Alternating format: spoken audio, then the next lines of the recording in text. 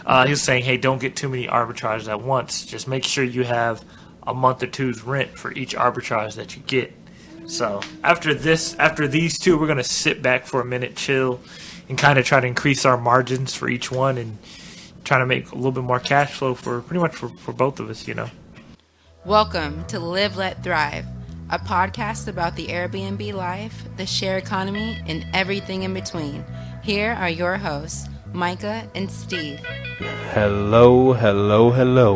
And welcome back to another exciting episode of Live, Let Thrive. Oh, okay. Well, just jumping right into it, huh? yeah, the wives have taken over. This is going to be a wives episode, so if y'all want to turn it off now, we don't blame you. Oh, yeah. Are you kidding me? Hello, everyone. Just kidding. Mahogany here. And Lupita. The girls are back. Yeah. Yeah, it's been a For long time. episode what? This is episode 58 Episode 58. of the greatest. We have another guest. Yes. Baby Lucia says episode 58. So we're back. We're here to talk some good Airbnb stuff and share economy and hustle and bustle and real estate and all that stuff, man. How you feeling? How y'all feeling? Good, man. Great. Good, man. How you guys been doing? Busy. Yeah. You know, Busy? there's the only way to do it. Do it while you're young, right? So when we're older, we can just chill. Yeah. So you guys have got the Hearst house going, and we heard Lupita is about to take over the Airbnb cleaning world out in the DFW area, right? I think so. I hope so. It's better. For sure. Yeah. Yeah. So babe. So you already cleaned our house, and Yeah. you might take on maybe one more house or two. Who knows? Yeah. Yeah, it's really about finding like the people who can help you out. So that way it's more like you're not the one having to physically clean it yourself, but more so being the person that sends the people out. Yeah, that's right. Yeah. So be the boss.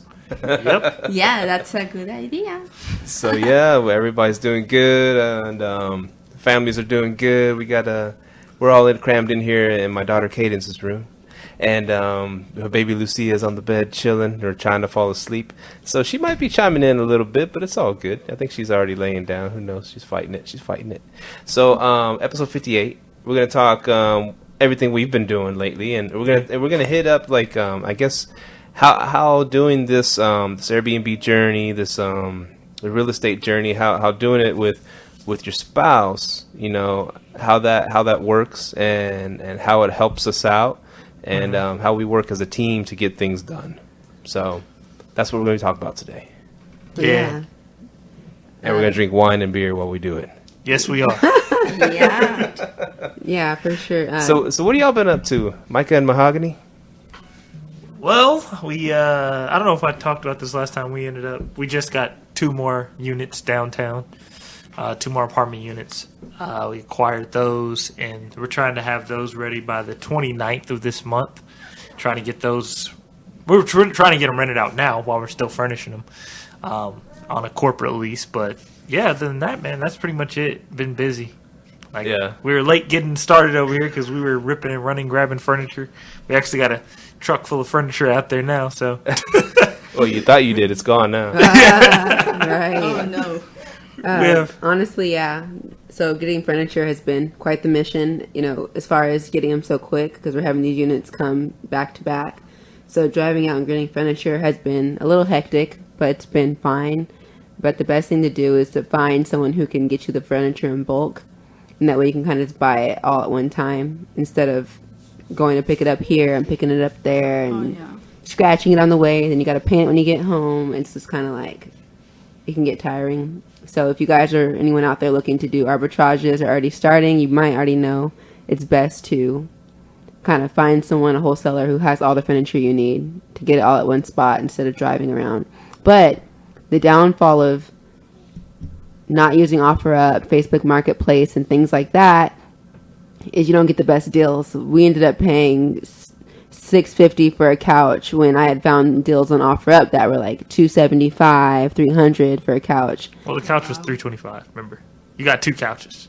Well, It was $650. It's but it it's is not really true. 2 couches because you wouldn't just put a love seat in a place. So it's like a couch set. So like let's say you're gonna get a sectional, that can be considered 1 couch versus having, a longer couch and then the love seat. That's kind of like a whole set.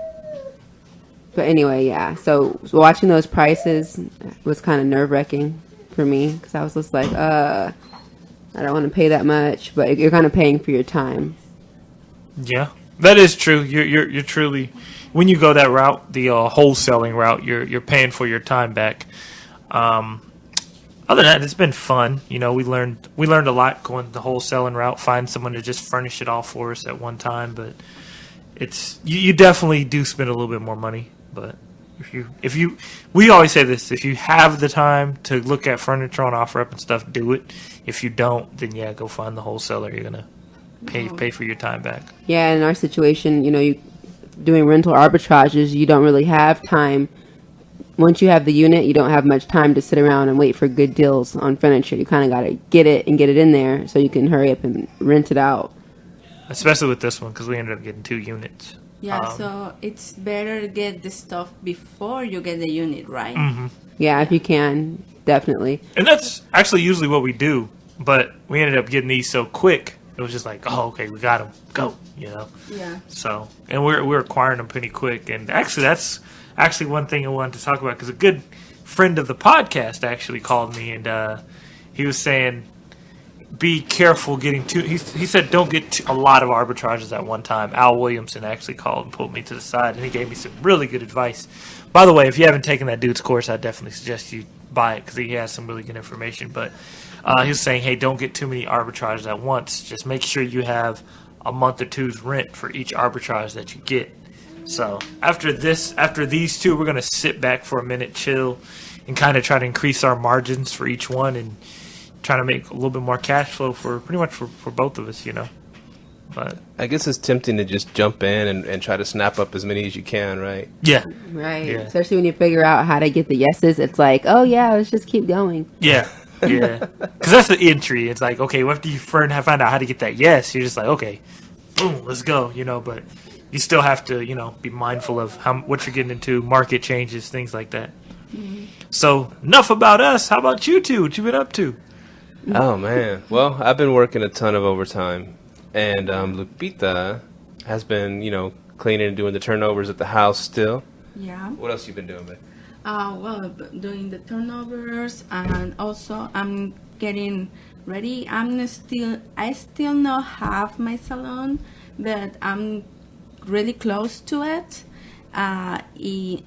And yeah, it's a little bit difficult with the baby because I need to take care of her, and I don't have a childcare or somebody who take care of her.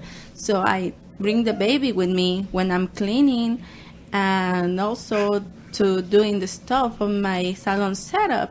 So it's kind of challenging, but it's worth it. Yeah. So how is it for you? How do you feel? Do you ever feel like it's hard to do it all by yourself? Like not by yourself, but since he's at work, do you feel like you're kind of on your own?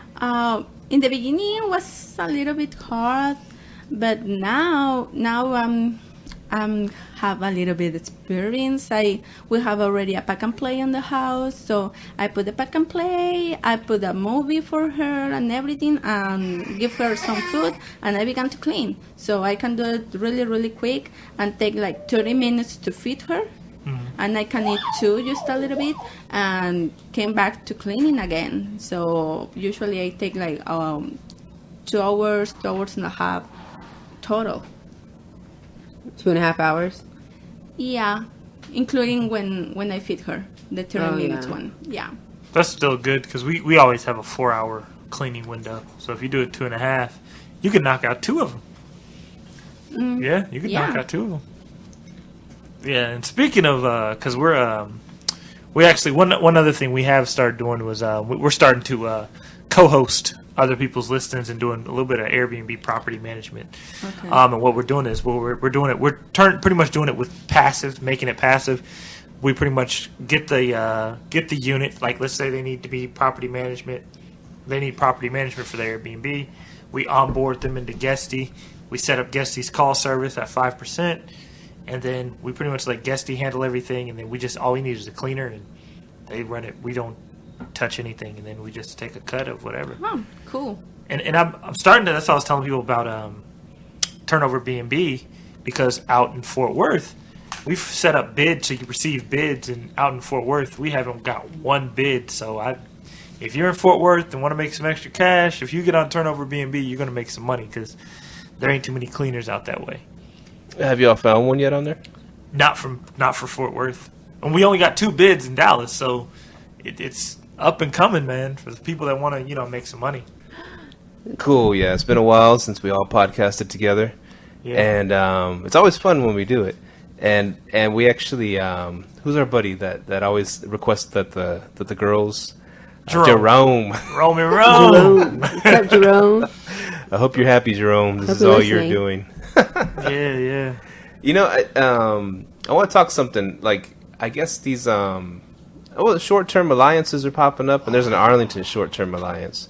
And someone posted a funny thing today, and we both you and I thought the same thing. I wasn't going to say nothing, but you sent it to me, and I was like, I'll say something because you said something. Yeah. But someone got on there and said, hey, I'm hearing about these bad houses, and so if y'all could post these listings here on this page, so I can see these bad listings, and we can see what we can do about it, and this and that. Yeah, man, I wasn't a fan of that. That was, mine aren't going to be on there. I'm all corporate, but I wasn't a fan of you start posting people's private information. And then one guy, I think somebody posted somebody's address. I'm like, whoa, that ain't cool. And then the guy that they posted, remember, I think he had his listing was for 16 plus guests, but he's killing it. He has 55-star reviews, and he's charging $325 a night. And I was like, yeah, I need to call that guy and ask him for some advice. He has 7 rooms, right? Yeah, He says 16 plus guests can stay there. Yeah, but it's a party. It is I don't really call it a party house because he has 7 rooms. He's averaging out about 2 people per room, and then I think he's probably written out a couch. So that's. It's just a big house. Exactly. What do you do about that? That's officially a party house. Just because, of course, you'd probably attract more partiers only because it's a lot of space. But what do you do when you have a house that big? I know, and I think you can monitor because, look at, I think Kim and Ann, their place is for 30 people, and they're making a killing. They made $10,000 one week, people. I don't know. I just felt kind of like I wasn't comfortable with it, with them. But and that's why I went and asked, what are you doing with this information? I don't really think the question was answered, but I'm like, if you go to the council, that's kind of giving them ammunition against you too, Right. And then if you go to the owner, okay, I think that's a little bit helpful because then you're like, hey man, they're trying to shut us down because of you. No, I'm just kidding. Yeah, but but you can kind of help them out. I just wasn't liking the whole let's start pinpointing throwing people under the bus. Yeah, let's not get into that. I put a comment that said, dang, putting people on blast. Yeah, I saw that. Yeah, I was like, whoa, I don't know though. How'd you feel about it? Well, that was my initial thought. It was somebody, hey, maybe he had good intentions, put these bad properties on here or message me about these bad properties. And I was like, well, first of all, everybody in this group, how do you know that they're actually, Airbnbers in Arlington? Exactly. What if they're the spies for the hotel industry or something? Yeah, that's true. You got to think about it. Or they know some people in the, what's it called? In the city. Yeah. And they might share some information, Yeah. It happens. For real. And so I just thought, wow, that's, and hey, what's a good way to get rid of one of your competitors? Put their listing on blast and say they're Are y'all hating? Is that what's going on? And I truly, and that's why I thought about it with that first listing. Because dude was killing it. But, this is how I feel. I haven't really been too much involved in the, the committee. I went to one council meeting. I haven't been really too much involved in it because, one, if it's homestead, I'm still in the clear. And then my other properties are all corporate. But at the same time, I feel like you should let, okay, if the city council is saying, hey, Airbnb is a problem, well, show us where the problem is. I wouldn't feed them anything. You know what I mean? I wouldn't give them reason to do anything. You need to show us as short-term rental owners where the problem is and we can fix it. But if you have no problem, they haven't presented a problem to me. They talked about one dude at a council meeting. I'm like, this isn't even a problem. This is just 4 neighbors complaining about one dude. What are we? Why are we even here?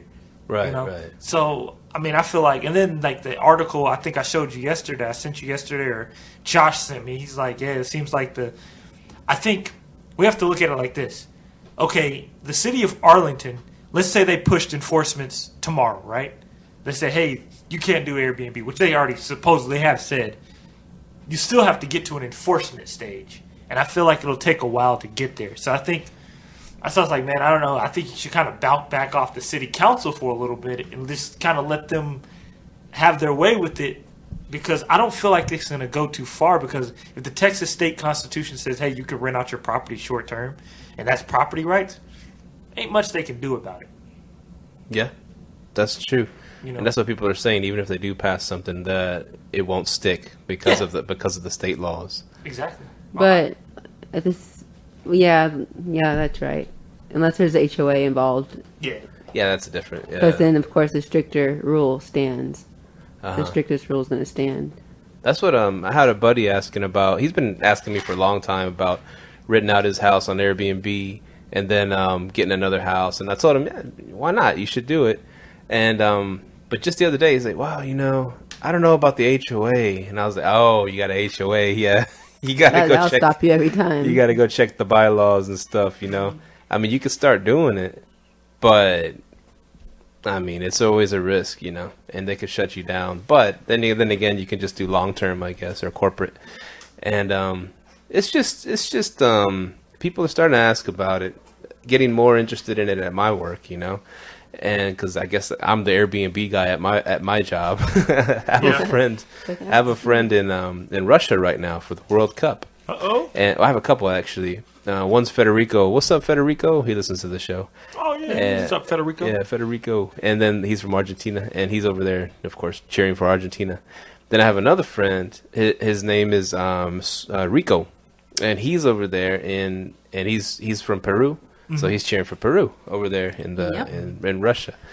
But when he was checking out places, this was months in advance. This is when they decided, when they announced, almost after they announced they was going to be in Russia. Well, actually, this was earlier in the year when they started. The tickets were going to go on sale. He had to put in for a lottery to get World Cup tickets, so he didn't know. Wow. But he went ahead and started looking for a place, and he said, well, all the hotels are booked up. Every single hotel in Russia where the games are were just all completely full. And of course, the ones that weren't were charging ridiculous prices, like $1,000 a night or whatever. And so he started looking at Airbnbs. He's never rented at Airbnb before. So he starts, well, Steve's the Airbnb guy, so he started asking me a bunch of questions and said, well, check out the list. Of course, go and look at the pictures and then check out the all the reviews and stuff like that. But even then, I mean, you don't know because it's Russia. They could have got their buddy to leave some reviews that aren't really real. Those pictures could be fake. You never know. You're taking a risk. Here in the U.S. it might be a little safer, but you're going to another country and you're just trusting that this is going to be a good Airbnb. I mean, it's a risk, dude. And so and he went over there. He rented a place for like 100 something a night, 150 a night, like his own 1-bedroom apartment type deal. And he called me the day he got there. He's like, hey, Steve, what do I do if I don't like the place? He booked it for 3 weeks. And so I was like, well, I don't know. What do you mean? He's like, well, I want to leave, but I booked it. I have it for 3 weeks. Will they give me my money back? And I was like, well, you could ask the lady that rented it to you, but I'm pretty sure she's not going to give you your money back. What did you like about it? It's not like the pictures. He didn't go into detail. He just said it was pretty bad. He didn't want to stay there. Well, I'm going to tell you something about that. We had a guest try to leave early, and he tried to cancel, and Airbnb was going to charge him he booked for 30 days. Airbnb was going to charge him $200 to cancel, and he hit us up, and he's like, hey, I just checked out, left the stuff. He had already checked out, stripped down the beds, whatever. And he's like, yeah, I want to check out early. And, we took our faces off of it. So he didn't talk to us in person. He thought it was a company. He didn't know Airbnb. We own it, So he hit up. He was staying in your house, or where was he staying? In our house. In y'all's house. Yeah. And he knew you guys. He seen you guys, but he didn't know he was. he didn't know. Communicating with you guys. Exactly. That's awesome. That's how you do it. Yeah, so like he hit us up through the app, and he's like, "Hey, I checked out early." He goes, "I was trying to check out, but I was trying to do an alteration request, but it was going to charge me $200. So I just went in. It's Airbnb. I'm like, "Hey, yeah, that's due to the cancellation policy that's in place." And he was like, "Oh, cool, all right." So what I did was, since the days were blocked and he had already checked out, I duplicated the listing, and we got somebody standing there now. So we've made like $900 off this private room this month. Yeah, So. and it's not that he didn't like it. He had got an apartment locally, and that's what he was there for, was to find a place to live. So he found one early. So I guess he just didn't need to stay anymore. I'm like, "Hey, when's our guest checking out?" Because I texted him like, "Hey, when's he checking out?" He's like, "In a couple weeks." I'm like, "Oh, I just walked out the door with all this shit." Sorry, excuse me now. We've been cussing. Since last time you done it, we've been cussing on Okay, it. we're good. Yeah, so I mean, so I was like, "Oh, okay." So he hit us up, and then I just end up getting another person in the room. But yeah, man. So I mean, it's been working out pretty well, So Yeah. That's good. But did he get a refund or no? no, after he saw that he was going to get charged because that's going to be $900 out of his pocket. Oh, It's going to charge him an extra $200 just to counsel. Yeah. So he was like, "Oh, forget that," So he said, "Forget it, let it ride." And then we have someone, they're checking out Friday, and then this Friday, this weekend, we blocked off the dates. And then what we did was also, since when we have vacancies, we post our rooms on Facebook Marketplace. Man, you get a lot of hits on there. Oh, we need to do A lot that. of hits on Facebook Marketplace. If you want to do corporate or you want somebody to stay long term for a Yeah. high amount, check Facebook Marketplace. Like this whole day, we've been getting hit up through Facebook Marketplace about one of our private rooms. We need to Oh, do nice. that. We need to check that, babe. Yeah, Yeah. put it on there for like $3,000. See what you get. You might get somebody to book that. Oh, wow. Yeah, Sweet. Well, ours is pretty booked up for a while now, Really? so it can't. Man, and people do hit us up wanting to rent it out for a few months, and I can't. Sorry, man, it's already booked. It man. sucks. You Yeah, know I what? wish I could do that. and it's funny is the listing we're taking over, the person that we're co-hosting, because she does that. I guess she has it open that they can book way into the future, and I'm like, man, that's going to be a lot of work. I'm like, let's just figure out. I'm like, so I'm going to find her last booking. I'm going to turn the calendar off, and then that gives me a few months to go ahead and get somebody corporate in there, So Scooter back a few minutes. You said something about duplicate listings, and we went over that before, and it helps you out a whole lot because you put all the timeshares on there, right? And I remember back when I had kind of similar situation. Someone left 2 days early. Yeah. They didn't want to. It was like right on the weekend too, and they didn't want a refund. They wanted to say, "Hey, something come up. We had to leave. But thanks for your house. It was great." That was it, and they're leaving. So I had 2 days still booked with those people, and I remember I went on real quick. I just went on the Airbnb professional host page. I remember, and I think you remember this, and I said, "Hey, someone left 2 days early. It's a weekend. How do I get these?" Listen, I think you were busy because I hit you up first, but then you didn't respond right away. So I threw it on there just to see if anybody knew, an answer. And they were like, "Oh, well, that's a lot of people. A lot of people on there are weird. They're the ones. This is what I think of. They're doing the Airbnb. Okay, cool. That's it. They're reaching a little bit out of their comfort zone, doing Airbnb, getting some money. But a lot of these people remind me of the kids in school that always obeyed every single rule, that tattletaled on other kids that didn't obey, that did something that weren't supposed to be doing, that didn't want to think outside of the box at all. They just wanted the teacher to tell them what to do, and they wanted to follow it strictly, and didn't want to think any creatively at all. No. And so I asked that question. People are like, "Oh, well, yeah, you shouldn't do that. You shouldn't try to duplicate it, or you shouldn't try to rinse it out. Think of it as a blessing. You can go in there and do a deep cleaning Oh while." my God. Like all this crazy stuff. I'm like, I want to make money. Sure. Yeah, I mean, I'm real hesitant on answering certain questions. Like if it's something like I know that's kind of playing borderline, I'll just be like, if you want to answer, I'll PM you. I'll send you a message on how to do whatever. But yeah, the duplicate listing thing, I mean, I've been doing it a long time. I duplicate listings all the time. And that's what you told me right away. Yeah. You said, duplicate it and then put someone else in there. I mean, It was simple. Exactly. And then what you do is just close off the rest of the calendar. Just you're only trying to get those 2 days. So the duplicate listing, as soon as they check out, and like as soon as that last day for the first guest is over, you just close down your duplicated listing and only open it up when you need it. That's cool. And if y'all want to know how to do that, hit Myka up. Charges $1 a minute. He'll let you know. There you go. Hey, $1 a minute could make you $1,000. You never know. Or you can learn that for free listening to this. But I mean, yeah, just duplicate it, and you get your full calendar back, and then you just sell whatever you have available. I do it all the time. Yeah, I've had some fun times with the people on that Facebook professional host. Oh yeah, Mahogany goes off on them. It's funny. Yeah, I sometimes don't have a filter. I'm so sorry. Who was the last person you get? Sometimes.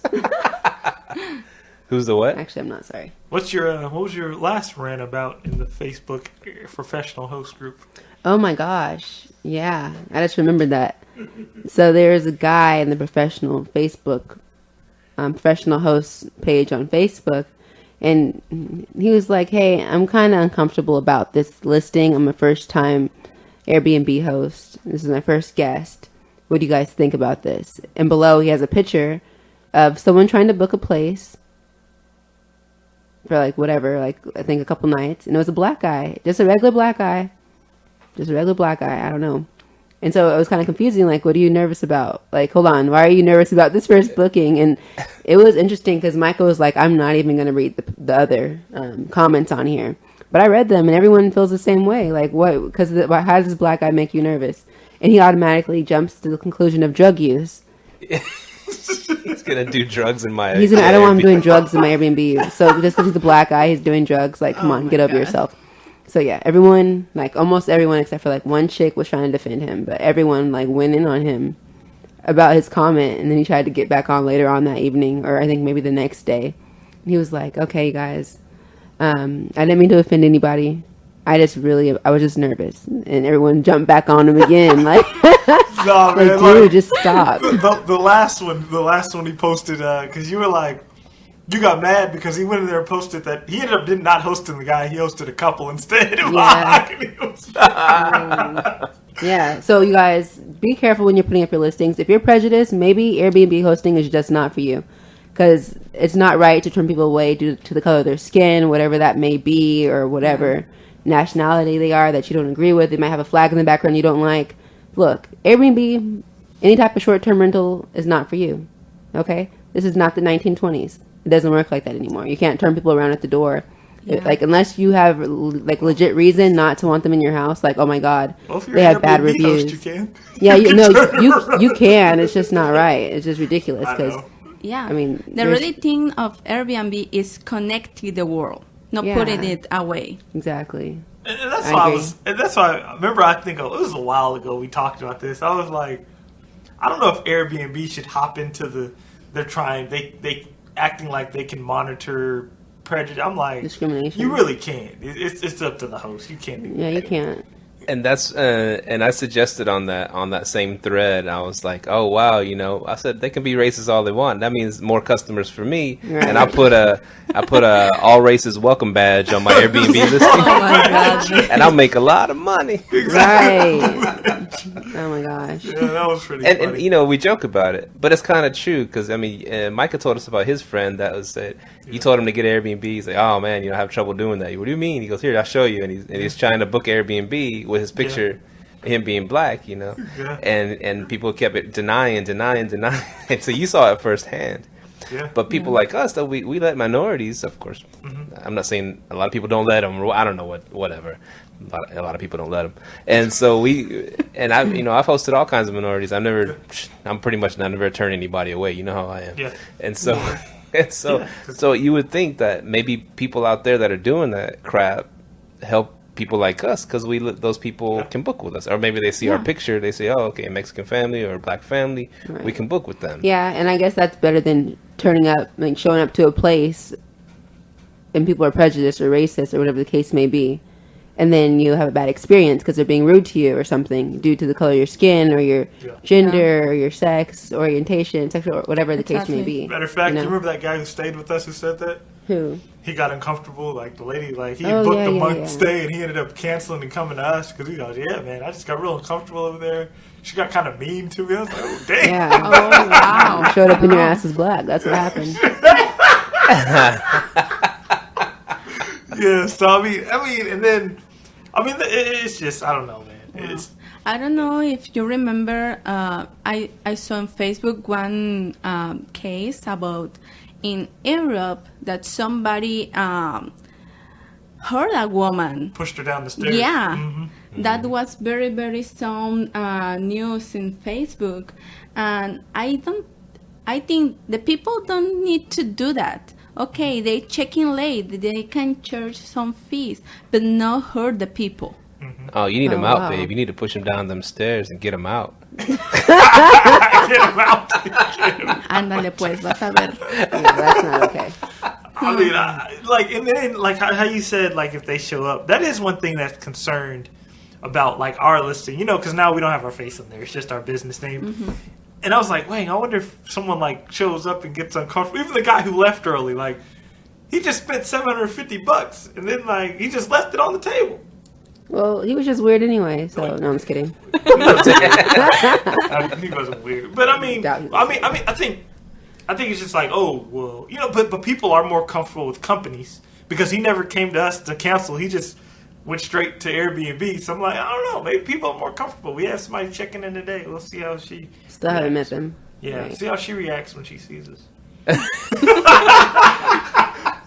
Oh! No. Surprise! No, but I don't know, man. I mean, I have noticed the differences that we get. The amount of reservations from different backgrounds. I feel like we get a little bit more from everyone now that we took our picture off. So, That's good. That's good. And I mean, we're regular folks. Because me and Lupita, we rent a lot of Airbnbs, right? Mm-hmm. And all we want to do is go in there and cook tacos and do drugs. That's all we want to do. We don't want to be bothered. Just eat tacos. Just tacos. No Okay, Yeah. no drugs. No drugs. Speaking of tacos and drugs. So Hey. So there was a lady out in Omaha, Nebraska, who said that I guess 6 guys rented her Airbnb, and she said she came home to tacos, cash, cocaine, and cops. So I guess they were having a party. Well, it was a lot of people in and out. So it's her condo association told her, hey, you got a bunch of people in and out over here. So she went over there, and she said when she walked in, there was nobody there. But she seen all this cocaine sitting there on the table, so she called the cops. And she goes, when the cops got there, the guys started showing up. When the cops got there, the guys showed up, and then she said the cops just let the guys go, and they had cocaine sitting on the table. So that was kind of weird. I don't know how things go down in Omaha, Nebraska, but clearly It's a party over there, man. Yeah, I was like, dang, but. Well, I hope you're talking about tacos, the food, because I like barbacoa. Not another kind of tacos. I don't know what you talk about. Another stuff. What here. other tacos are there, babe?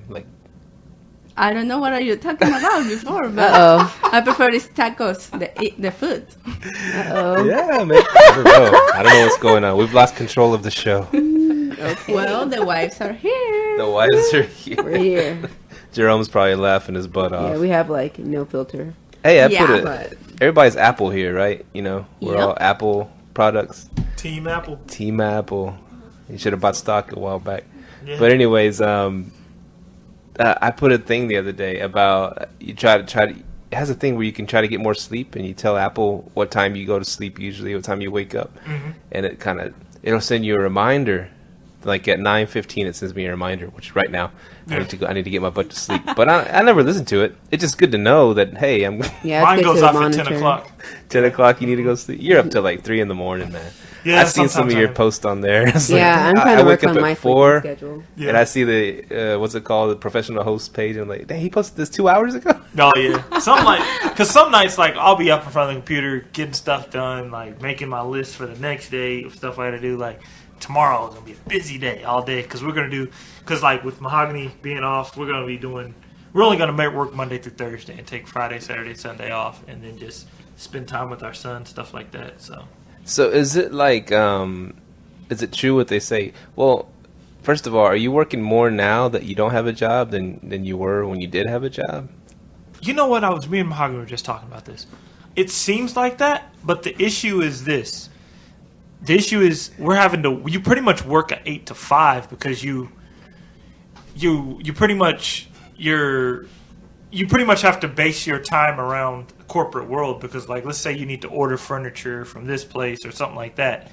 It's almost like you have to fit in line with what they do, or you need to go see an apartment complex. You have to fit in line with their timing. So pretty much at 5:00, we're about done. Like today we got done working. We got done actually pretty late because we had to go pick up some furniture outside of someone who had to get off work and then go give us this furniture. So you do kind of work. You work a little bit more.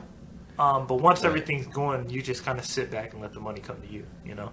Nice. Is it true what they say? An entrepreneur is someone who works 100 hours a week so they won't have to work 40 hours a week? Yeah. Yeah. Starting off is like that, especially in the beginning. Like when you don't have systems in place, now we have systems. We got VAs, we got Guesty, we got tools in place.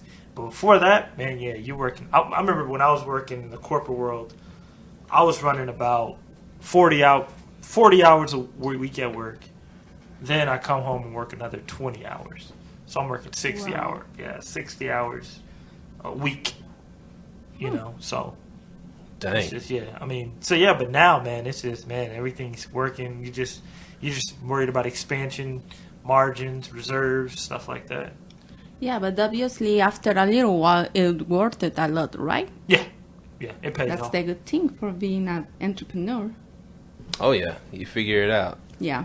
And that's what I think a lot, because I've been working a lot, and it's hard to get my systems in place because I'll be working a lot, you know. Mm-hmm. And then when I get home, then kind of try to take care of things and try to take care of the business a little bit. But it's hard. It's kind of like if I worked less at work, I'd have more time to pour into it, and then I can make it a lot easier, you know, just to set up everything where it would just run itself. Yeah. But I guess right now, you know, I told Lupita, I was like, in 3 years, if I leave, I lock in my flight benefits for life. Yeah. And so that's a big thing for me because we love to fly. Mm-hmm. But on that note, because you've been telling me about those Advantage cards and the points card and the flight cards and stuff like that. And I always thought, well, we fly for free, so why do I need that? Mm-hmm. The only catch that we fly for free is we only fly for free if there's available seats on the airplane. So we'll show up at the airport that day, and if it shows some seats but it fills up, then we're stuck. We don't go nowhere. Yeah. So we fly standby. Okay. But when my buddy was telling me about a buddy at work, he works there with me. He told me about it, and I was like, yeah, my buddy Myka has been telling me about that forever. Those flight miles and points and all that stuff. Mm-hmm. But I just never thought of it. He uses it. Yeah. He works there. He flies for free, but he still uses it because some trips he wants to make sure he's going to get there and back. Yeah.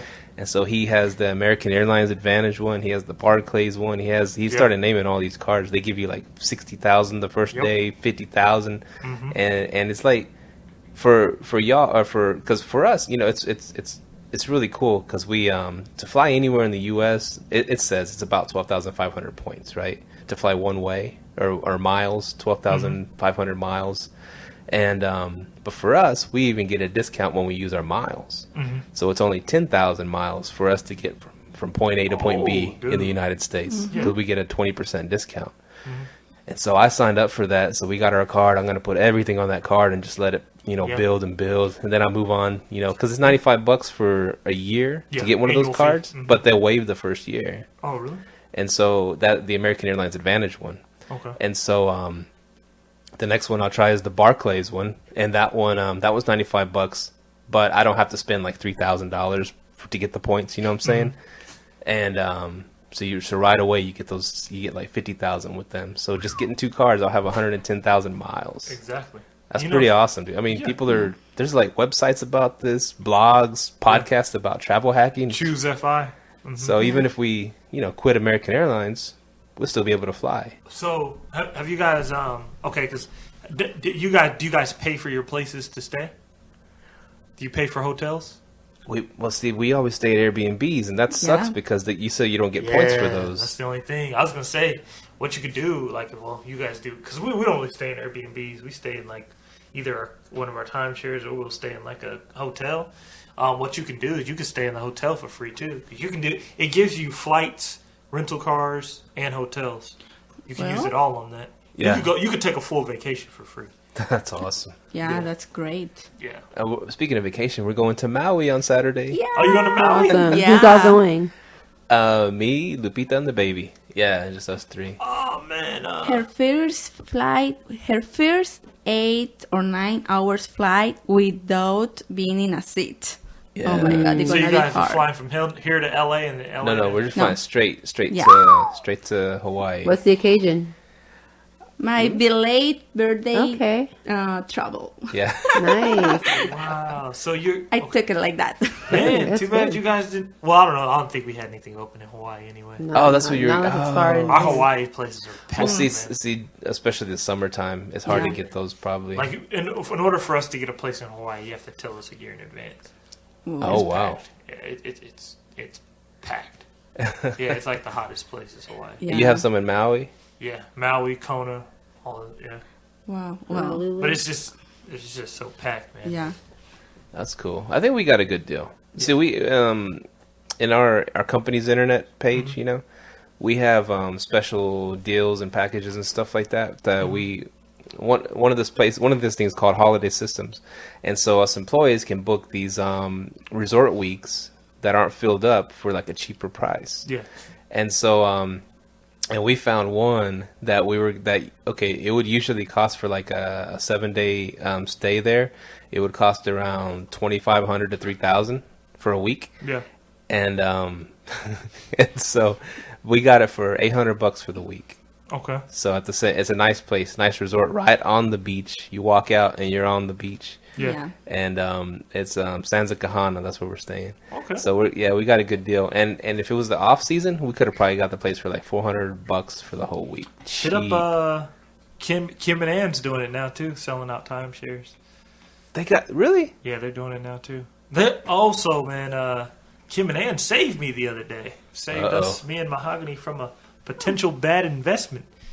So, okay, What happened? are you? I'm in this group called Airbnb and Vacation Rental Investors, which people post like, "Hey, here's my vacation rental. I want to sell it," you know, and like, you might want to get in there because a few things in South Padre might pop up too. Really? Yeah, I've been wanting to get So we found this lady. She was trying to sell a Airbnb house. You know, she had a 3-bed, 2-bath condo going for $75,000. So I was like, oh dang. Where was that at? Indianapolis. Where Oh, Kim and Ann wow. are. I'm like, oh man, that might be a good buy. So I'm like, okay. So I talked to the lady. She's like, oh yeah. She was, yeah, I make about, I'm netting about, I think she said $1,500 a month. That's what she's netting in her pocket. And I'm like, dang man, that's pretty good to net, you know, $1,500 a month off a Airbnb, off a 3-bed condo. Like, so I'm like, why is she selling this thing? So I was like, so I hit up Kim and Ann. I'm like, hey, are you familiar with this area? Do you know any comps in the area? You know any real estate agents? And Kim's like, oh, I already know who you're talking about. She's like, yeah, the lady who's selling these. Yeah. She goes, yeah, it's a bad, but she was kind of nice about it. She was like, yeah, you might be able to find something a little bit better deal. And so I'm like, oh, she's trying to finesse me, huh? She goes, no, I wouldn't really call it finesse. And Ann gets on. She's like, yeah, she's ripping people off. And I was like, dang. You know, she's more like, she's like, I'm going to give you the raw truth. She goes, yeah, she goes, it's just, this is not a good deal, you know, because she goes, for $75,000, you can buy a mansion out in Indianapolis. I'm like, you serious? You know, she's like, yeah, you could get, she goes, with a little bit of work, you can get a huge house. I'm like, oh man, I'm thinking about expanding over to the Indianapolis market. You know where else I want to go? Columbus. Oh, really? Columbus is a hot spot. We're College town. what's his name? Our guest we had on, Charles Hawkins. I'm hearing Columbus is like corporate and Airbnb. It's the place to be right now. Columbus, Ohio, and Indianapolis, Indiana. I don't know what it is about the Midwest, but it's hot, right? Those two places in the Midwest are hot right now. So I might look into those, but yeah, man. So I think I've said this before. Be careful with the people selling the Airbnb ready properties. It's usually a story behind it if they're making these good numbers. So what I think she did the same thing as the lady in Grapevine. She put too much into the property, so you got to try to get your money back. You know? Lady in Grapevine still stuck with that one? Yeah, and I think I don't think they're ripping people off. They're making a business decision. They're trying to get off of an asset, you know, that ain't gonna work for them in the long run. Right. You know, so. See, that's good. just all the people, the guests we've been interviewing. Because I mean, look at that. I mean, Kim and Ann, they were a guest on our show, and they saved you from making a bad investment. Exactly. And you might have another investment opportunity with Charles Hawkins. Yeah. It's just, you got to network. You got to get out there, and that's what we've been doing with the show. Definitely. So you want to hop on the show, hit us up. You got a fascinating story. Let us know. Yeah, especially those Airbnb investors. I'm really interested in that now. Like people that are selling Airbnb-ready properties, but I want to make sure it's a good deal, not a ripoff. But yeah, definitely. All right, babe. So Con was asking you to maybe clean his place, right? Yep. Our buddy Con. Yeah. Yep. K-A-N, not C-O-N. He's not a con artist, I don't think. Can. I think it's a Can. Can. Is it con? Well, my iPhone corrects me whenever I'll say can, but I'll say I'll try. No, it's funny. I try to say it the correct way. I'll say can, and it'll switch it up. It'll say, oh, kan bun me. So I don't know, whatever. Can. We'll call him Can. K-A-N. And what happened, babe?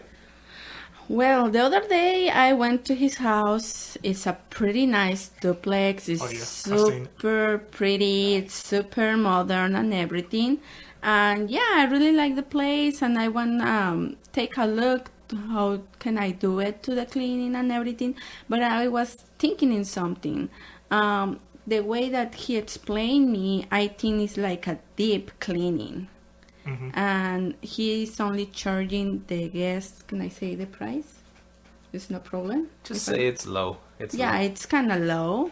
He wants to get a cleaning for, like a regular, let's just say 50 or 60. He wants to pay 50 or 60 for someone to clean. Yeah. But he wants to tell him, how many pages did he want of stuff done? 3. 3 pages of stuff he wants the cleaners to do. Pages. I was like, he wants perfection. And I don't do this even in my house. The deep cleaning in the horse house, I doing like once a month. Once like a month, big, maybe. deep cleaning. Mm-hmm. And if you ask cleaners out there, they'll do a deep cleaning, but they're going to charge $100 to $150 to do a spotless deep cleaning all the way, from the bottom to the top. And that's what he wants every time, but for like a low price. Mm-hmm. Because the lady we're working with, and we're looking over her list, and she's paying her cleaning fees $105 a pop for each guest booking. She charges them $105 a pop, and then she pays that to her cleaner. So, I mean, dang. But I don't know. But at the same time, I don't know what her cleaner's doing for $105. Yeah. For a turnover, $105 ain't worth it. For a deep clean, that's a good deal. Yeah. But so when you guys said deep clean, like what needs to be done? Well, he actually told me that to like everything, duster, and that the cleaners vacuum the floor and they put a liquid and everything and check everything and wash. Clean baseboards and all that, like going in. The baseboards, but I don't. Are you sure he wants it done every time? Because you have to realize that ain't gonna. If you clean baseboards between cleaning, it's gonna take a while for a baseboard to get back. Because we had someone deep clean our bathroom. She did the baseboards. It may take a while to get dirty again. You know what I mean? Yeah. Well, actually, he told me that one person took 3 hours for one part of the duplex. Mm. And with 2 people, they take like hour and a half. Over 45 minutes, I think. I'm not remember really good. Hour 45 minutes. I mean, it depends. I always say deep clean when necessary. Like if the tub's a mess, clean up the tub. If the baseboards are a mess, clean up the baseboards.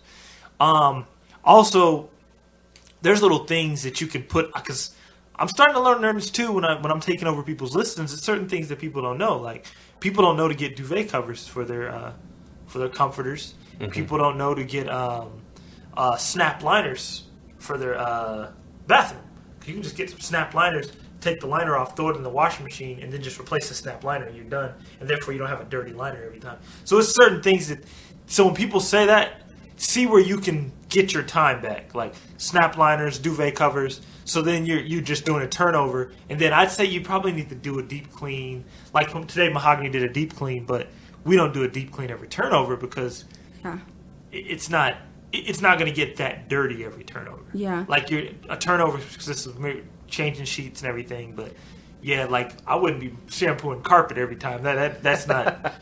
Yeah, I wouldn't do that. Yeah, in the beginning I didn't think really good about it, but yeah, while I was thinking, I was like 3 pages, and he wants to do this, done the 2 beds. Okay, I know that I need to change the liners, everything, and the bed, but every time doing the 2 beds, yeah, it can be good because they're white. Mm-hmm.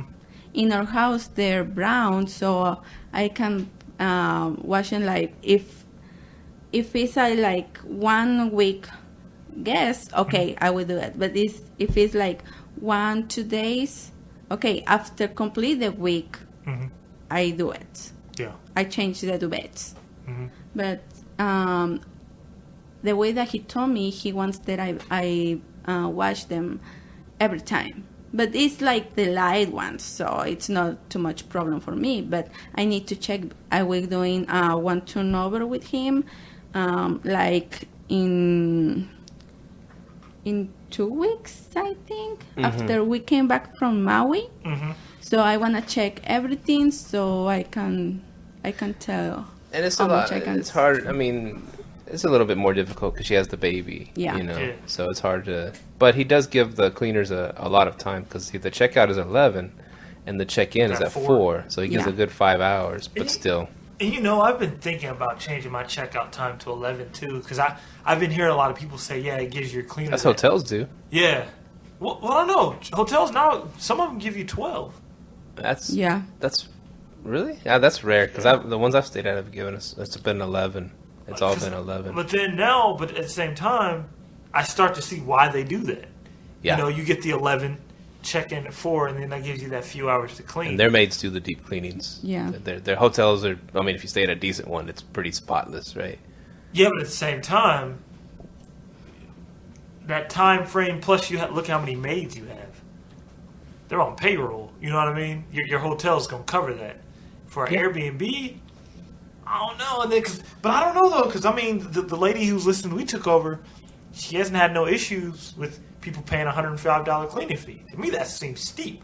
Because I know I don't know about you. You guys book more Airbnbs. Would a cleaning fee like that turn you guys off? It would me, yeah. If I had to pay that, yeah. That's a lot of money. Yeah, 100. Because I mean, that's the whole damn night. That's another night. Yeah. Yeah. So I mean, I don't know. I mean, I moved mine to 65 because I'm like, to me, 60 seemed everybody was cool with paying that. It's 70 seemed like I was getting too high end, Yeah. So I feel 65 was a good median. 65. And you have no problem staying filled to 65. No. With save 65 cleaning fee, no. It's not I don't think it's a big jump from 50 to 65. I don't think so. I'm charging 30 right now on my timeshares. I might jump it to 65. Well, why not try it? See what happens.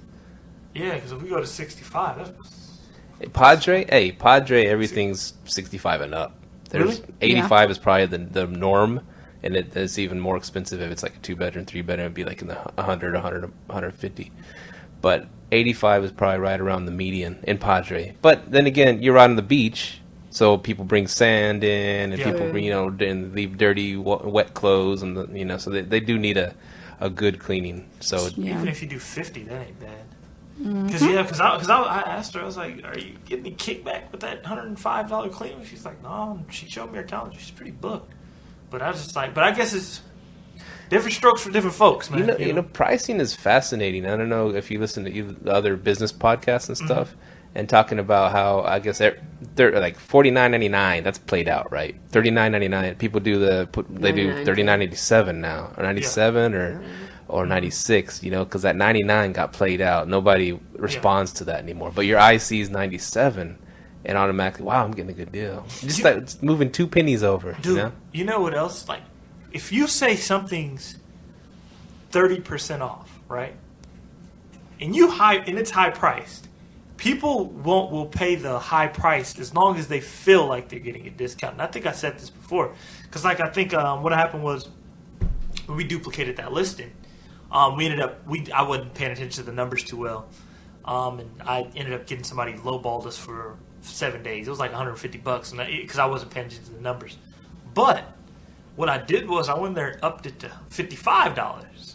I put my private room price at $55 with all those discounted fees, and the lady who's booking now, she's paying like I think 90 something. We get to pay out like $96 for 2 days. You know, but they seen a discount, but they didn't realize I had my price at $55 a night, and that's my VRBO price. But I put it on Airbnb. I got somebody to book it. You know, so people, if they feel like it's a discount, like here, I hate to break anyone's secret here, but this is a big secret. Well, not a secret, but like if you sell a course, most people that sell courses, the first thing they tell you is, "Oh yeah, this course is worth $5,000, but I'm going to sell it to you for $1,000." Like they're like, "I'm going to give you $5,000 worth of information," but people will buy the course because they're like, "Oh man, I get $4,000 off." Plus, they put a timeline on there if you order in the next 2 weeks. Exactly. So it's like, you know, it's like if people feel like they're getting a deal, they'll go ahead and break some bread, you know. So, you know, you just have to make it look pretty, you know. It is fascinating, and but to me, I tell Lupita, I get really, I guess Kohl's department store is the one that started all this craziness with clothes shopping. Because, of course, they get all the yesterday's fashions, all the stuff. You know, everybody knows what Kohl's is. And they started doing their Kohl's Cash. You know, they started doing you go in there and you get a additional 20% off of this, additional 30% off of this. And then you see the racks some of them are 20% off, some are, say, 70% off. And of these $150 jeans, I said, those jeans were never $150, first of all. Exactly. Exactly. But then it started getting real crazy in Kohl's where I just stopped going. I was like, man, I don't want to go in there and do math. I want to go in there and buy a pair of jeans for like $30. I want to go in there and buy a nice shirt, maybe $15-$20, and I'm cool with that. But that it got me doing all this math, all this. If I use my Kohl's card, I get this percentage off. I get this percentage off, and I started doing all this math. And I was like, man, I didn't go there anymore because of that. I mean, I don't know, whatever. I'm not. Not that I don't like math. Rip me off. But it's just, and it all came in the end of all that crap. It came out to about the same price you'd pay anyways. Without having to do all this math in your head and use the Kohl's card and blah blah blah, and so I just started going to whatever, just back to regular stores. And then, but now all the stores do that crap. They followed Kohl's thing. You know, I guess the Gap was just always regular price back in the day. But now it's they do the same stuff with Kohl's. They got the Gap Cash. They got the different discounts. This one's 50%. This one's 40%. So you go in there and you have to do math. And in the end, it seems to all come out to what they wanted you to pay anyway. Exactly. That's what you do. See, I'm learning that being an Airbnb host, you put your prices up really high, put a bunch of discounts on them, get what you want them to pay anyway.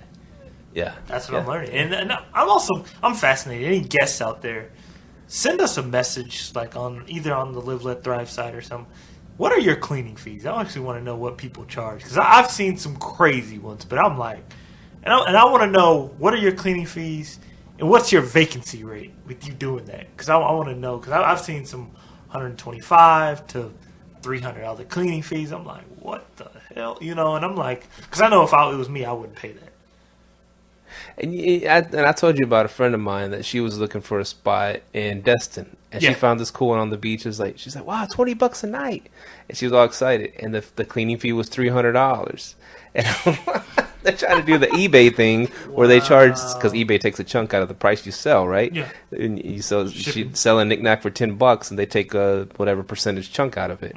So the people would do the low prices and beef up the shipping so they can keep all the money for the shipping. Remember that? Yeah. So I was like, they're trying to do the eBay trick on their condo on the beach, man. Yeah, man. I mean, so they can keep all that $300 cleaning fee, right? Yeah. I mean, people that do that. I mean, because we even had like a small $20 cleaning fee to our private rooms, but you know that's our time. The ones we actually do them. So I mean, I don't know, man. It's all types of ways to get ahead. But that cleaning fee thing, I learned that quick. Like, yo, if you add on a cleaning fee, you make a nice little chunk of change. So I'm thinking about bumping them up to 50. $50 cleaning fee. If you guys are doing 60, you can do 50. All right, I feel I feel we've talked enough. I think the fans want to hear the girls talk. And I'm going to start it off with asking Mahogany a question.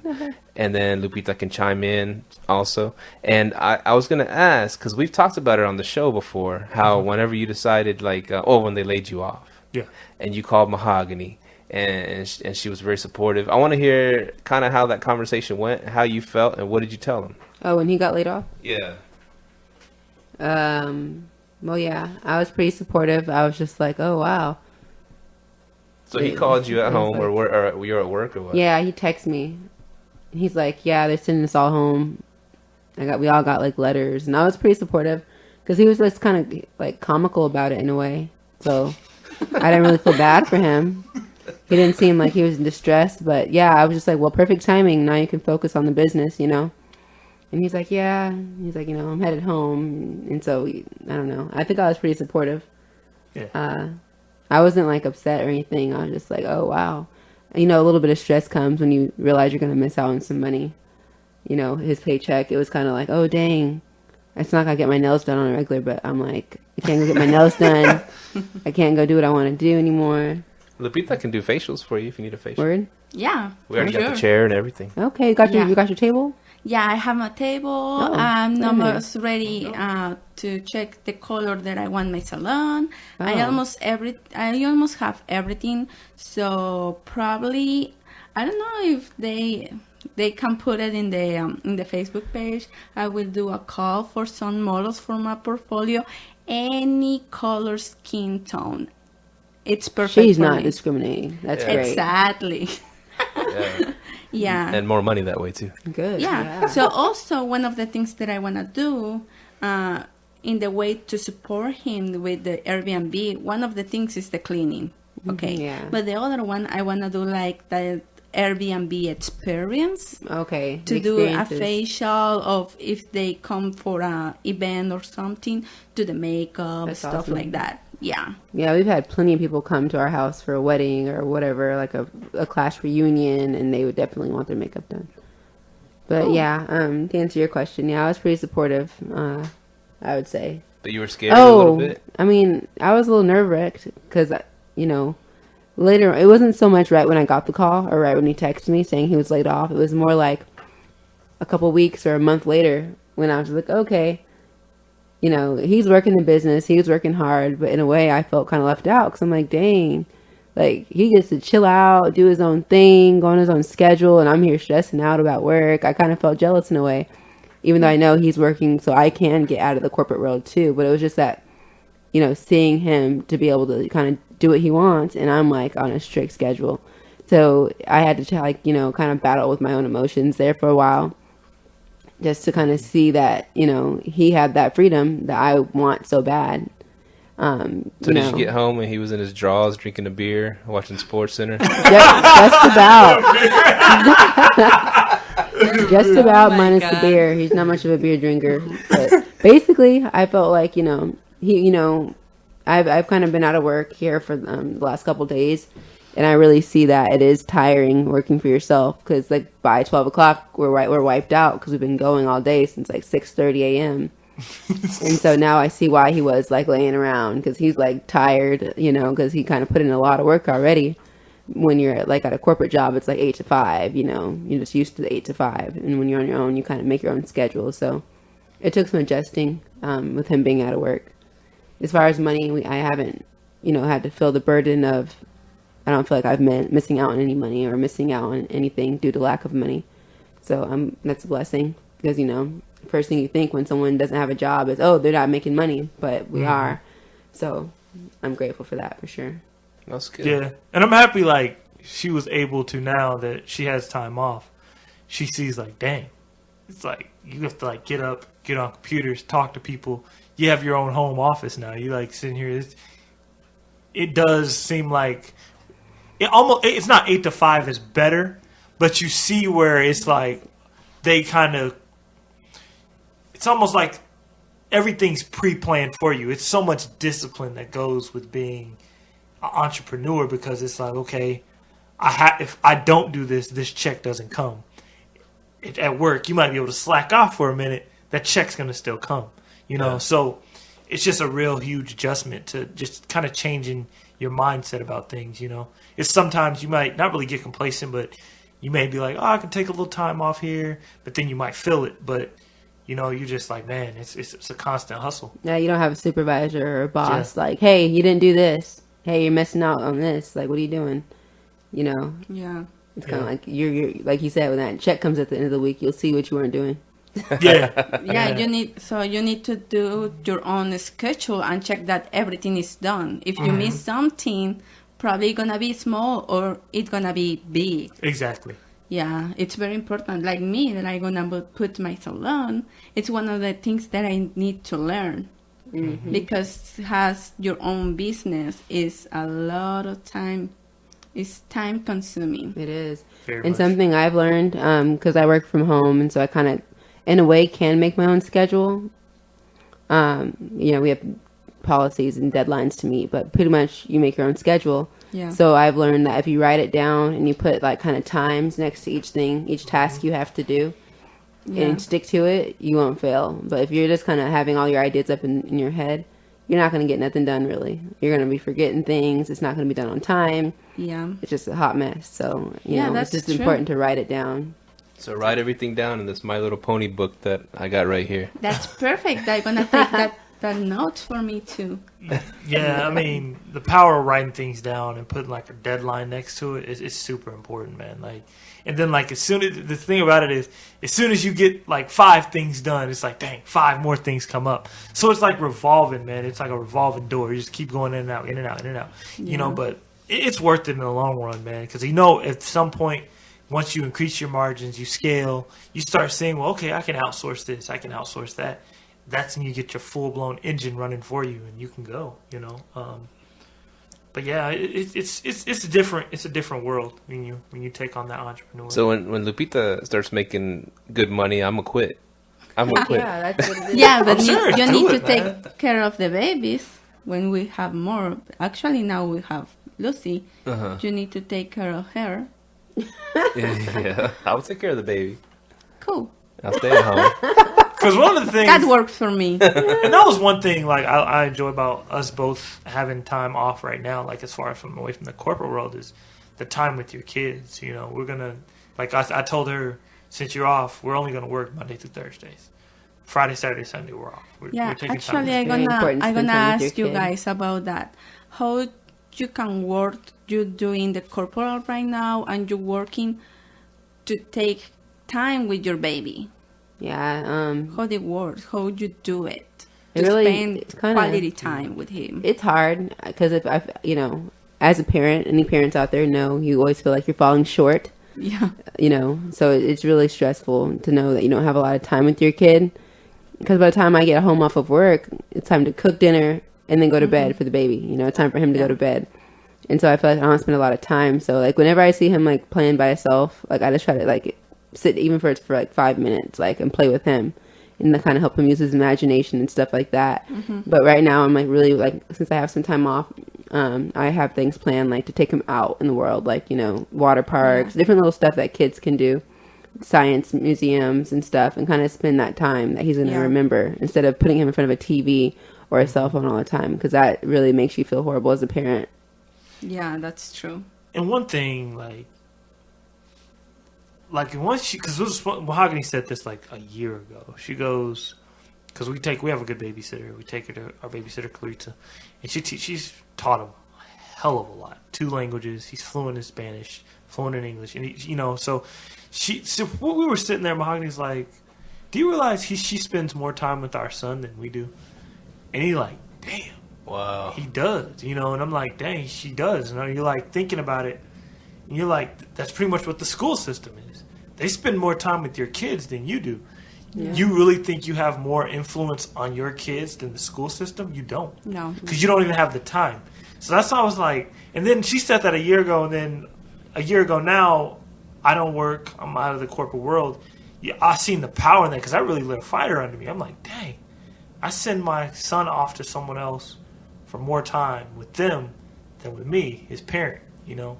You truly, like, when people talk about, hey, it begins at home and all this, it does. But at home, you're sending him away all these hours throughout a day. If you look at this on a mass scale, right? when people say everything starts at home, which it does, but you could argue that the outside world has way more influence on your child than you. Yeah, that's true. That's why they're bad these days. You know? You know? Yeah. Because I was just like, dang, that's crazy. But, it's just something I always think about. And I'm Yeah. like, man, I'm happy. That's why I was like, Friday, Saturday, Sundays, we got to take time off. We got to have that time off. Yeah, because you could build an empire for your kid just for them not even to respect you or respect the hustle at all, or respect any of it. I see a lot of spoiled rich kids out there. Yeah, because all they end up with is, money and no time with their parents. Yeah, that's true. Well, something I think I touched on the last show about we went to the hospital with Lucia. I think I might have mentioned it. And one thing about it, because Lucia got sick a few weeks back, and it was like on a Friday morning, and it was actually the day she had her doctor's appointment. So Lupita was saying that she threw up a few times, and she's being lethargic, she's being like sleepy, and which is not like her at all, and she didn't want to eat. And so I was like, well, good thing you're going to the doctor, let me know what they say. And so he checked her out as good as he could, but he suggested she goes to Cook's Children in Fort Worth, the big children's hospital. And it's like a city there. It's huge. It's ginormous. I kept getting lost in the dang thing. And so, and we were there. They checked her in, and then, of course, I might have told the story before, but they checked her blood, and then the sugar, her sugar had dropped to like 35. But probably they were saying, well, most likely it's because she's depleted from being sick, throwing up, not having nothing in her, and babies don't have the backup like we do to get the sugar back up. So they put an IV. They started giving her sugar water and saline or whatever they give through the IVs, and got her back up to normal. And she seemed like she got better right away. Yeah. She was eating again. She was laughing and playing. And it sucks seeing them stick an IV in her, and she was crying and screaming. I was crying. She was a crying lot, because I was trying to be crazy. strong, and we had to help hold her down while they're doing all this stuff to her. It's terrible. Awful. I mean, y'all probably been through similar stuff. When he was first born, yeah. Or they're sticking a tube down his throat. It's just like, painful. no. to Yeah. the- No. Anyways, so any parent out there knows they've been to the doctors and seen him do that. Anyways, they wanted to admit her. And so we had to stay overnight, and they kept checking her every few hours, poking her with the thing and checking her blood and all that stuff. She'd be screaming and crying and all that stuff. And it was tough. And so we were there overnight, and the sugar level dropped again at nighttime because they took the IV off, and they'd see if it could stabilize by itself. It dropped again. They hooked up the IV again, and it got it back to normal levels. And they said the doctor will check us tomorrow. And so the doctor finally saw us like on Saturday about 5 p.m. We were waiting all freaking day for the doctor. man. And she said, she looks good, everything's good, but we were concerned about that drop, so we want to keep you another night. So they kept us another night at the hospital. So this is, we were there all day Friday, all day, spent the night there Friday night, all day Saturday, spent the night there Saturday night. And then finally Sunday, the doctor saw us in the afternoon and said, everything looks good, the lab results look good, y'all can leave. And we were worn out from being through all that, just 2 days at the hospital, we were drained. But what I was thinking, and I've been working so much, I haven't really been taking days off, and but this is the first time I spent like 2 days straight with my wife and daughter in a long time. This is like a vacation kind of thing, but and us going through that stressful situation, it's kind of like it kind of made the bond stronger in a way, because we were there every minute with my daughter. I was like, man, what would it be like to be with my daughter all the time, while she's little. Of course, when she's older, she won't want nothing to do with me, probably. But just, I was like, I know this is a crappy. The whole time I was there, this is a shitty situation. I hate being through this. It sucks going through this, but I'm there for her, and she's, and I'm keep playing with her whenever she's to make her feel better, just spending all this time with her. I'm like, man, I don't really spend a lot of time. I work all day, work overtime, come back home, and then we spend a couple hours, and it's time to sleep, Yeah. But just to spend that much time with my wife and my daughter was like, it's kind of a blessing in disguise if you look at it. Yeah. And just to go through that. And then I was thinking that would be great to be able to do that in the future. Spend a lot of time with them instead of I spend more time with my coworkers than I do with my family. Exactly. And that when it hits you, you're like, ah, dang, Because it's reverse. Yeah, because today, this is the first day me and Mahogany, truly been together all day, a long time. like just me and her handling business, running No, errands. he's been working my nerves. No, I'm just kidding. Yeah, she's been on my nerves too. No, but you'll realize like the power, the time that you're missing with your family that you have to give to the corporate world. And I remember Ken. He actually talked to me like when I first got laid off. Ken's actually the one who kept me out of the corporate world, kept me from going back. He goes, hey man, if you, he goes, I'll give you a few options. He goes, you can go back. You're gonna probably make a lot of money on a corporate job. He goes, but your empire won't grow. He's like told me straight up. He goes, if you want to build an empire, if you go back in that corporate world, it won't grow. He goes, it's just gonna die. And he goes, It will. Yeah, and it will. And Because you're giving your all to other people and other organizations, you know? Making them rich. Making them rich, making their family successful. Like, you know, whatever job you're doing, if you think about it, you're helping out other people, you know? Yeah. And like, it's good to have people like Ken and Al Williamson, people like Josh, a strong team around you who understand and see like, look, we can do it without this corporate world, and especially like that family thing, man. That's huge. Like it's just like, man, because like you're drained. So it'd be cool if I'm drained at 12, I can take a little nap, get my son at 2. We have the rest of the day together, you know. And like when I went to Ken, I was doing a business deal with Ken, and he showed me. Yeah, I just kind of seen how it's like. He can just take his son everywhere with him to a business deal, and his son can sit there and learn, or you know, he can be learning the business while he's sitting there with his dad. You know, I'm like, man, that's what I want. You know, because man, that time you start realizing you're like, dang, I don't spend no time with my family. You know, you come in from work drained, and then you're like, I don't really want to do. You know, you just want to get on the couch, have a beer, and go to sleep, ready for the next day. You know, so Yeah. And what we're doing. What we're all doing, it's like it would be impossible if we didn't have supportive wives, and luckily we have really supportive wives that that you know that are also entrepreneurs that want to grow the business, and that's really cool that we all think like that. You know, why work for someone else and make them rich when we can work for ourselves, work for each other, and help each other out and make each other rich. You know, that's where it's at. yeah, man, we're gonna call this the family episode. Yeah. Family therapy. Wow, family therapy. But yeah, man. I've been loving it though. Especially now with Mahogany being off, it's just like, man, we can get so much more done together, you know. And it's powerful. Like you don't realize how powerful a bond is and what you guys can complete together. It's powerful. Seriously, especially the married people out there. If you're not married, you can always get things done fast as well. But if you have a wife or significant other, it's powerful what you guys can get done together. Oh, shout out to Josh, by the way. What's up, Josh? We see him at the gym Oh, really? Yeah, he goes to the same gym as us right down the road. Yeah. Oh yeah, shout out. Yeah, shout teamwork makes the dream work. He's getting all his strong workouts in before he goes to Minnesota, he said. Oh, really? Yeah. Yeah, I'm getting working out myself too. That's one thing too. We actually get up in the morning and we can work out together. Like that's a fun thing to do, you know? Oh, that's cool. Yeah. Yeah, so, you know, all you wives out there who like to stay in the gym and your husbands aren't taking your lead, just keep trying, because there was one point in time where I went to the gym nonstop, which I still do, and Myka just didn't want to get on board, or he'd get on board for a couple days and fall off. So stay consistent, your husbands will follow.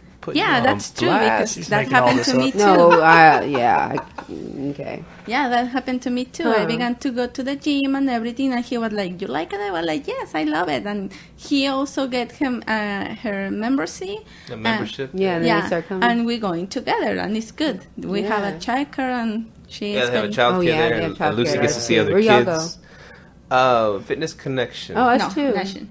Yep. Oh, we go to Fitness Connection. Fitness Nation. I'm sorry, they're all these fitness Yeah. things. Oh, okay. Yeah, we got a Fitness Connection. That's cool. They're all these $10 a month ones out there now Yeah, I love it. I'm Yeah, glad. that's good. with a once a year $50 fee for whatever. All of them started popping up since 24 started going out of control. Their prices. So. Yeah, $30 a month, whatever. For real. But yeah, man. But yeah, it's cool to do things as a family and to grow as a family. It's awesome. This is great, you know, business and family, and yeah, that's what it's all about. Yeah, well, thanks for having us. Well, Really, really happy to be here again. Yeah. We might let y'all on the show again one We might day. need to run our own show. Yeah. Let us run an episode. We'll get you guys' views up, you know. Or down. No, I'm joking. Oh, yeah? Yeah. Well, Since Mahogany likes to play with the dog during the podcast. yeah. It's not a and euphemism. And I had a little fight with my baby. Huh? I had a little fight with my baby trying to get her fight to her to sleep. Oh yeah, I got the Yeah. baby asleep now, and Actually, I need to move the crib, that the highest side, looking forward to the door, to she doesn't. she doesn't fall out of the flap. crib. Yeah. Yeah. Well, good show, y'all. This was awesome. This will probably be our highest rated one, maybe. We'll see. And so where can people find us, Myka? You can find us at liveletthrive.com. We like us on Facebook. And for the new hosts, or if you already have a listing, you already are a host, you can go to our page and click on one of our links, and you can sign up a new listing, and we get that paid, baby. But no, to sign up a new link, and we'll give you a free consultation. If you're in DFW area, we will come directly to your new listing and give you any type of pointers that you need. But yeah, hit us up. And Check host- us at 469-300-9100. And our email is... Our email is liveletthrive@gmail.com. There you go. And if you want to sign up for HOSTFULLY, get your own guest book going, sign up on there through us, and get it going. All right. Good episode. All right, over and out. Oh, what? And I give you some updates later for my salon, so you can do an appointment with me. It's Moshi Tiki Beauty Salon. in Moshi Guanabi. Tiki Beauty. So- MOSHITIKI Beauty.com. I'll let you know the Facebook and the Instagram page with them, with the guys of Live Let Thrive. Thank you Yeah. for tuning in to this week's episode y'all. of We'll see you Live, next Let, week. Over and Thrive. out. Be sure to tune in next week for all the latest in the world of Airbnb and all that entails. Bye-bye.